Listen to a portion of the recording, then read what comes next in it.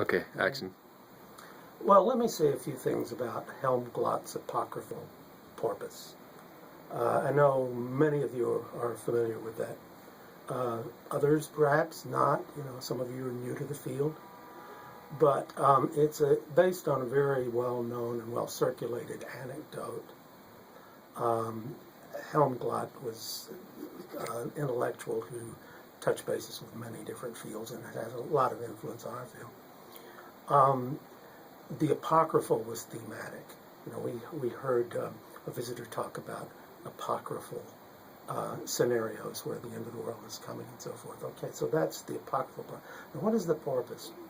The porpoise is this creature that many believe is more intelligent than human beings. Maybe, let's say, almost as. Now, they have very complex signaling systems. The more they're studied, the more it looks like they understand things in ways that we wouldn't. They have ways of networking that we do not.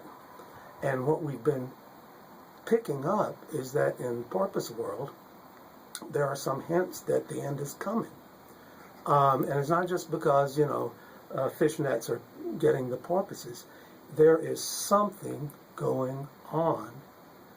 And so Helmglot made this observation and connected it with what is a more sort of global ecology philosophy, which is materialist and rooted in object-oriented ontology. He made the observation that if the porpoises seem to be signaling this, then this would be like, you've seen Avatar, the movie, right? In Avatar, there's this sort of root system that connects everything. And this was some indication that not only are we connected with the porpoises and other life forms, but that they intuit, the way a dog will hear something before you do, or a horse will, see something before you do. Maybe this is what the porpoises are picking up. Now, what do we do with this concept?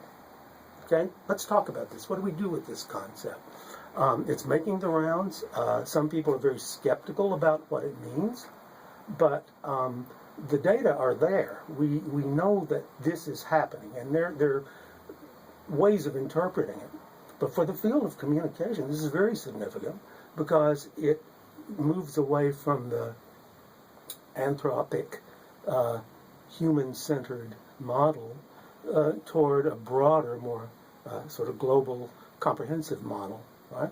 And it says that there are assemblages and that there are networks that produce communicative phenomena that are anticipatory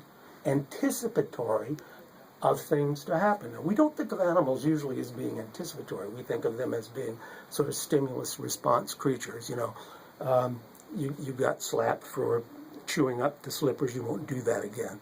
But this is a long-term sort of visionary, anticipatory project, if you will, on the part of the porpoises. So, what am I saying here?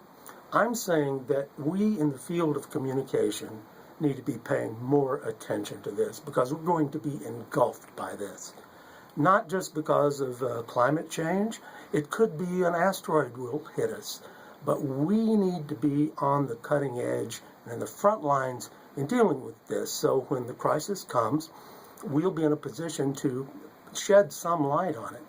And I think that if you'll go look up Helmglot, read about it, and if you can make connections to the readings we've been doing in rhetoric and public address or in media technologies, that would be very helpful. It would be a leg up, and I would respond to it very well as I grade your papers, and we'll be talking about that again next week. See you next week.